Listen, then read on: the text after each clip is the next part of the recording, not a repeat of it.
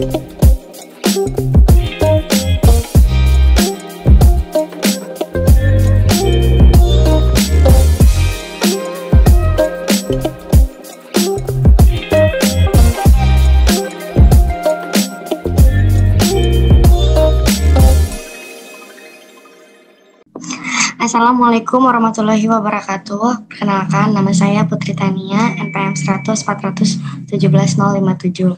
Tanggung jawab kreditur pada perjanjian pinjam-meminjam secara online terhadap debitur atas penyalahgunaan data pribadi debitur ditinjau dari Undang-Undang Nomor 19 Tahun 2016 tentang perubahan Undang-Undang Nomor 11 Tahun 2008 tentang informasi dan transaksi elektronik.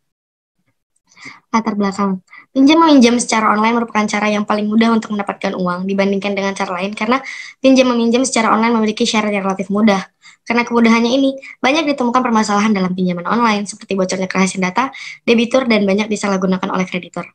Perlindungan data pribadi meminjam dalam layanan pinjaman online diatur dalam POJK nomor 77 POJK 01 2016 tentang layanan pinjam-meminjam uang berbasis teknologi informasi. Peraturan Menteri Komunikasi dan Informatika Nomor 20 Tahun 2016 tentang perlindungan data pribadi dalam sistem elektronik bahwa setiap data pribadi itu bersifat privasi. Untuk pengolahan data pribadi dibutuhkan persetujuan oleh pihak yang bersangkutan. Buku 3 KUH Perdata pasal 1313 menyebutkan bahwa perjanjian adalah suatu perbuatan dengan mana satu atau pihak atau lebih mengikatkan dirinya terhadap satu orang atau lebih. Faktanya, seorang debitur yang bernama Linda melakukan peminjaman dana ke KSP Pulau Bahagia secara online dengan mengunduh aplikasinya yang merupakan perusahaan pinjaman meminjam secara online ilegal. Dengan syarat hanya memasukkan foto KTP dan wajah nasabah memegang KTP sebesar 800.000 dan ditambah bunga sebesar 400.000 pada tanggal 28 Desember 2020 dan jatuh tempo pada tanggal 28 Januari 2021. Namun, sehari sebelum tanggal jatuh tempo, utang tersebut sudah ditagih kepada Linda dengan menggunakan ancaman apabila utang tersebut tidak cepat dibayar, akan ditagih kepada orang sekitar Linda dengan cara menyebarkan informasi peminjaman tersebut melalui SMS atau pesan singkat.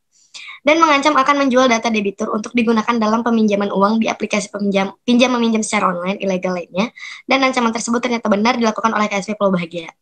KSP Pulau Bahagia melakukan peminjaman uang sebesar 1.700.000 kepada perusahaan pinjaman meminjam secara online Pintu Kaya dengan bunga 1.300.000 yang masuk ke rekening Linda karena menggunakan data pribadi Linda yang KSP Pulau Bahagia dapatkan dari Linda yang mengunduh aplikasi pinjam-meminjam secara online milik KSP Pulau Bahagia tanpa pengetahuan dan persetujuan dari Linda. Analisis. Tanggung jawab kreditur pinjam-meminjam secara online terhadap kerugian debitur akibat penyalahgunaan data pribadi. Berdasarkan pasal 26 ayat 1 UU TE menyebutkan, kecuali ditentukan lain oleh peraturan perundang-undangan, penggunaan setiap informasi melalui media elektronik yang menyangkut data pribadi seseorang harus dilakukan atas persetujuan orang yang bersangkutan. Jika terjadi penyalahgunaan data pribadi seseorang tanpa izin dari orang yang bersangkutan, maka orang yang dilanggar haknya itu dapat mengajukan gugatan permintaan pertanggungjawaban atas kerugian yang ditimbulkan. Berdasarkan fakta dalam kasus di atas, KSP Pulau Bahagia menimbulkan dampak kerugian bagi Linda. Kerugian material berupa penambahan besaran utang yang tidak dikehendakinya. Tanggung jawab hukum merupakan suatu akibat yang menimbulkan kewajiban dengan ancaman saksi untuk melakukan sesuatu akibat tidak terlaksananya hak dan kewajiban secara baik. Tanggung jawab ini muncul karena perbuatan yang dilakukan oleh KSP Pulau Bahagia terhadap nasabahnya. Pertanggungjawaban secara hukum jika ada unsur kesalahan. Menurut pasal 1365 KUH Perdata antara lain, adanya perbuatan melawan hukum, adanya kesalahan, terdapat kerugian, adanya hubungan kausal antara kesalahan dan kerugian.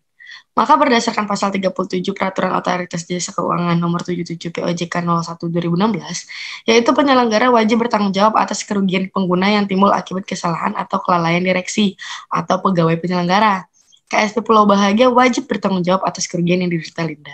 Upaya penyelesaian yang dapat dilakukan debitur atas perbuatan yang dilakukan oleh KSP Pulau Bahagia menurut penulis dapat melayangkan sanksi administratif kepada Kominfo untuk memblokir aplikasi tersebut. Namun karena aplikasi tersebut saat ini sudah tidak ada, dihapus oleh kreditur, maka berdasarkan pasal 26 ayat 2, debitur dapat melakukan upaya hukum menggunakan jalur litigasi berupa gugatan ke hukum ke pihak berwajib. Dengan tuntutan penyalahgunaan data elektronik, pencemaran nama baik, dan fitnah sebagai perbuatan yang melanggar hukum. Karena hal ini sudah tidak bisa lagi diselesaikan secara musyawarah atau non-litigasi, atas perbuatan penyalahgunaan data pribadi debitur dapat mengacu pasal 32 Junto pasal 48 Undang-Undang Nomor 11 Tahun 2008 tentang informasi dan transaksi elektronik. Maka, berdasarkan pasal 48 ayat 2 KSP Pulau Bahagia dapat diberi sanksi berupa denda paling banyak 3 miliar rupiah Linda dapat juga melakukan upaya hukum permohonan maaf dari KSP Pulau Bahagia karena telah membuat Linda mengalami kerugian material berupa sejumlah uang dan imaterial berupa sakit hati yang ia dapatkan dari kata-kata kasar yang KSP Pulau Bahagia lontarkan. Rasa malu yang didapatkan dari penyebaran jumlah utang Linda kepada seluruh kontak yang ada di telepon genggam Linda. Maka bentuk ganti rugi yang dapat di Pulau Bahagia pengembalian pada keadaan semula. Dalam hal ini KSP Pulau Bahagia harus membayar utang yang Linda di Pinto Kaya sebesar 3 juta rupiah. Kesimpulannya, tanggung jawab karena perbuatan melawan hukum diatur dalam pasal 1365 KUH Perdata yang memiliki maksud untuk sebisa mungkin mengembalikan orang yang menderita kerugian akibat perbuatan melawan hukum kepada keadaan semula. Setidaknya kembalikan ke keadaan yang mungkin dicapai oleh korban apabila tidak terjadi perbuatan melawan hukum. Jawab dari penyelenggara peer-to-peer lending diatur dalam pasal 37 Peraturan Otoritas Jasa Keuangan Nomor 77 POJK 01/2016 tentang layanan pinjam-meminjam uang berbasis teknologi informasi. 2. Upaya penyelesaian atas perbuatan melawan hukum akibat penyalahgunaan data pribadi dapat ditempuh dengan jalur litigasi dan non-litigasi. Dalam jalur litigasi, penyelesaian dapat dilakukan berdasarkan pasal 32, junto pasal 48, Undang-Undang Nomor 11 Tahun 2008. Sedangkan apabila melalui non-litigasi dapat dilakukan upaya tuntutan ganti rugi dan permohonan permintaan maaf dari pihak yang melakukan penyalahgunaan data pribadi.